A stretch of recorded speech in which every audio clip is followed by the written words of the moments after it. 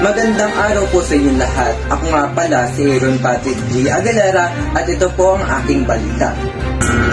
Patuloy pa rin pagsusuri ng mga health official ang publiko na mag-ingat laban sa COVID-19, lalo na sa mga mataong lugar.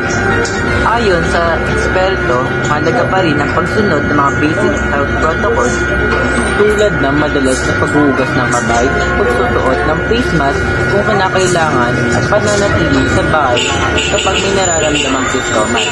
Pinapayuhan din ng mamayan upang mabakuna at magpa-booster upang maprotektahan ang sarili at ang kanilang mga pamilya laban sa malubhang epekto ng sakit na ito. Binibigyan ng diin ng Department of Health na ang kooperasyon ng bawat isa ay mahalaga upang maiwasan ang muling pagdami ng kaso.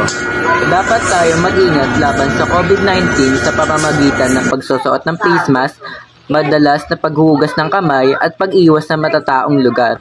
Maging mapagtiyaga, manatiling ligtas at alagaan ang kalusugan.